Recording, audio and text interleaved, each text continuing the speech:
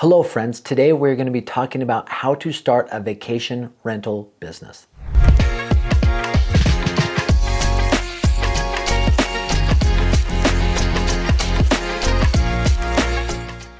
So you've seen the cool Airbnb, Vrbo commercials and ads on TV and probably thought, man, I would love to own a vacation rental. But you don't know where to begin. Well, you're in luck because by the end of this video, I'm going to show you exactly how to start your vacation rental business. And I'll even cover how I got started with my very own vacation rental business. I love vacation rentals. It might be one of the funnest segments of real estate investing because you can own a vacation rental in a super cool area, rent it out for money every single month, but also visit it anytime you want. And you can grow that portfolio all over the US or all over the world even. To start though, I want to break down the basics of how to start a vacation rental business. By first telling you how they came about, I also want to explain how they're money makers, but give you some guidance on things to look out for. And finally, I want to break down the financial aspects of owning a vacation rental business and how to set yourself up for success. If you're ready, let's go.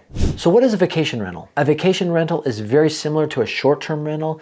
It is where people stay when they go on vacation, that they're looking for typically nightly or weekly stays. Whereas a long-term rental, people are going to stay there for a month, sign a long-term lease, maybe 12 months, 24 months. A short-term rental, they're staying there on a nightly basis or a weekly basis at the most. And where vacation rentals might be different than short-term rentals is vacation rentals are usually in destination areas where people travel to frequently to visit some sort of attraction or destination. And vacation rentals can literally be anywhere in the world. Anywhere that people want to go to vacation and get away. But obviously there's going to be some hot spots that tend to be very successful year in and year out when you're considering starting your vacation rental business that you should really look at. And those places that target and attract unique visitors every single year. You know, it could be a tree house, you know, in a forest, right? That's very unique. It could be a yurt out in a mountain valley. It could be tiny homes, you know, close to a lake. All of these places could be vacation rental properties for your vacation rental business to get started.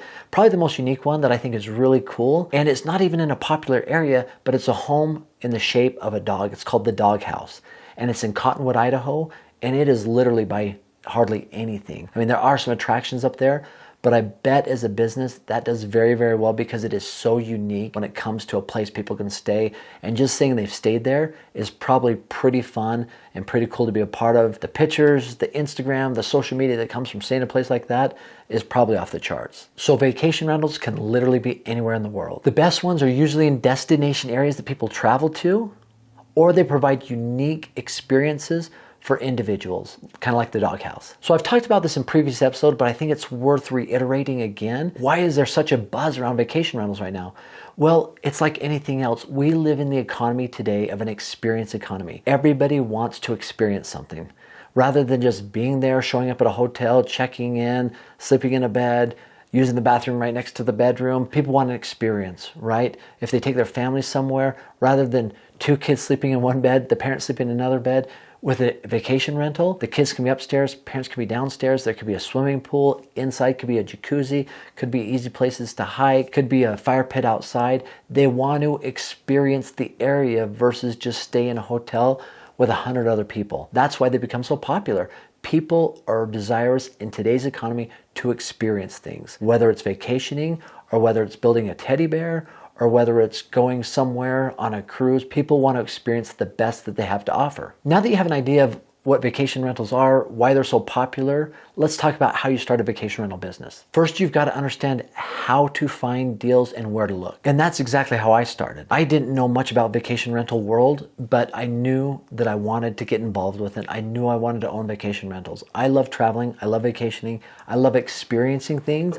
And I knew that if I loved it, that it would probably be something I'm passionate enough about to be able to find things that worked for me in my situation. And I began searching. And this is exactly how I started search. I went to Google and I typed in, what are the best places to own a vacation rental? That simple. But I'd go 4, 5, 6, 7, 8 pages deep on Google, and I'd start making notes on areas that stood out on a lot of different publications. Because this website had a list of 10, but so did this one, but they had 2 that were in the same area.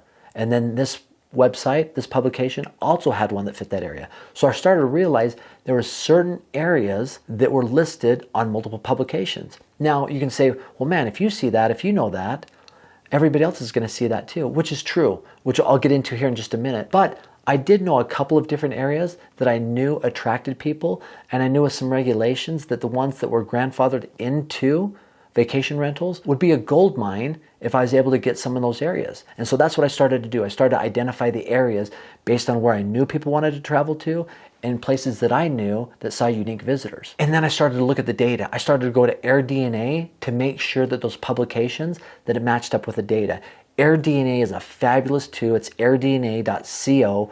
You can go look at average occupancy rate, average nightly rate, and average monthly revenue that comes in with a free version of AirDNA. Now there's paid versions where you can get a lot more data, but being able to go in and just look at that data to see how it compared to the research you've done is super important. And now AirDNA gives an AI score on some of the best areas, so it makes it a little bit quicker and easier for you to do that. Now, also, I believe it's important to do some research, right? I was just looking the other day at top national parks in the United States. And one area I've heard about for vacation rentals for a while is up close to Acadia National Park, and that is in Maine. And the closest city is Bar Harbor.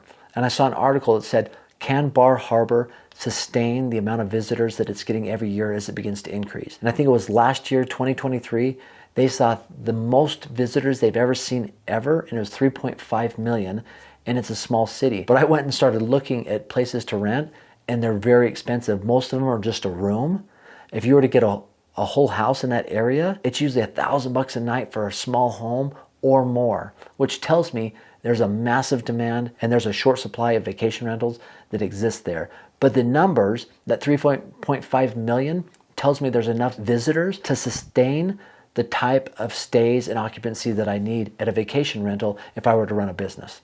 Now here's some other items you need to look at. You need to look at regulations. Regulations for the area. If you go into an area, you don't understand regulations, if they allow short-term rentals, then that is gonna be really important. I own a vacation rental in Island Park, Idaho, close to Yellowstone National Park. And right now they're having a debate on how many visitors they can have in a home per bedroom. So they're looking at 3 visitors per bedroom. Now the problem is you have some of those homes up there, some of those cabins that are 2 bedroom, 2 bath, but they have a large loft upstairs that has maybe 10 beds. So they say they can sleep 15, but the bathrooms don't really function as well, and the sewer systems don't function as well when you have 15, 17 people staying in a home that only has 2 bathrooms and a septic system that is built for 2, 3, 4, 5 people, not 15 turning over every single night. And so that's a big debate going on right now. Fortunately, we have one that has 8 bedrooms up there, so the ability to have lots of people still works out for us in our investment strategy, our vacation rental business. The other thing that's important is, can you afford the area? Obviously, I think that's pretty straightforward. If you're looking at an area and your budget's $500,000 and the lowest home's about $500,000, $600,000, you probably need to look elsewhere. The other thing is active listings. Are there a lot of active listings of short-term rentals there? Can you find other short-term rentals that are being rented out every single night in the area? That's an important thing to look at. You also need to understand optimal size, right? Bedrooms and bathrooms. I was driving with a guy yesterday up in Island Park. He was giving me a ride, and he does maintenance for a lot of different vacation rentals up there. And he says, man, it seems like the ones that do really well are either the ones that have a small amount of bedrooms or the very large ones, right? They get a couple of families or a large family reunions in those. The middle ones don't seem to do as well. That was his observation, but it's always good to find out what is the optimal bedroom, bathroom count in the area that you're looking to buy.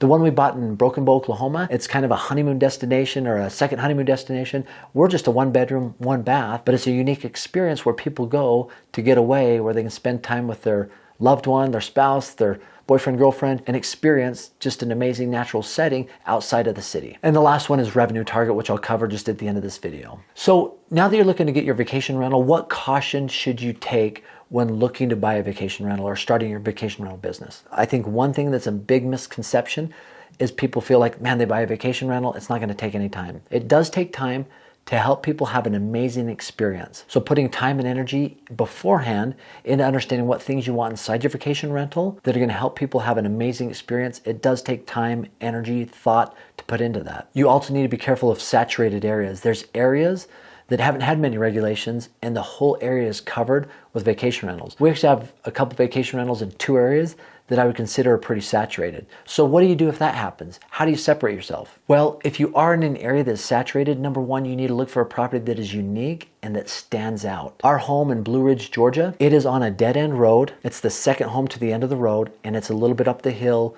a little bit in the mountains, but it's still 12 to 15 minutes away from downtown, and it has amazing views. The views alone are absolutely stunning, and that's something that will never go away, right? And so that's a unique aspect of the property that we have. Our home in Broken Bow that's pretty saturated with short-term rentals, it's unique that we have a walkway down to the jacuzzi, which is a ways away from the home, outdoor cooking area that's all private, and there's a lot of trees around it. It's a pretty unique situation as well. So if you are in a saturated area, make sure that you find a unique property before you jump into it. Just don't buy any one thinking you're gonna make it. You've got to think that through. So how do you get started?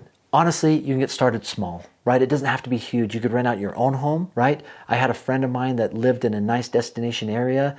It was about 45 minutes from a bigger city, and he had a condo that he lived in when people would rent his home during the summertime. Or you can rent a room out. I remember going on a fishing trip one time up to Sun Valley, Idaho, and I didn't want to drive to a hotel, or I didn't want to pay money to go to a Sun Valley hotel, that I just stayed in a room that was on Airbnb.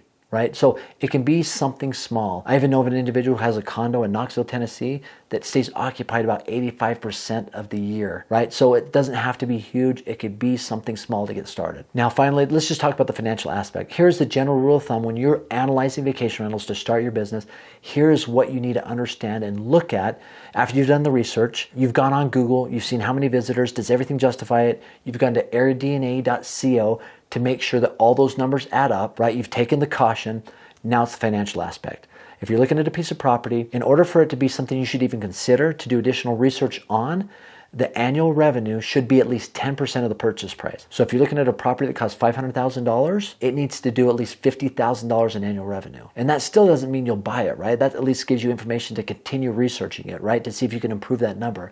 Now, if it does 15% of the annual revenue of the purchase price, so let's say $500,000, the annual rents are $75,000, that's a pretty good deal. That's one that I would consider seriously engaging in to start your vacation rental business or add to your portfolio. Now, if it does 20%, that is a no-brainer. If you pass it up, send it to me. It's one that I would like to do because those are hard to come by, especially in today's market. So those are some things I've seen that help people start their vacation rental business and that you can do right away to get started. But I'd love your feedback. Please leave a comment. Let's engage in a dialogue. And as always, I actually have a vacation rental calculator available for you at no charge. You put in all the numbers, the income, the expenses, and it spits out to you whether it fits that percentage that you're looking at. It also gives you the cash and cash return. And so it'll help you analyze it before you have to go any further, and it's completely free. Just click on the link below, aaronsfreetraining.com. Once again, thanks for stopping by. Have an amazing day.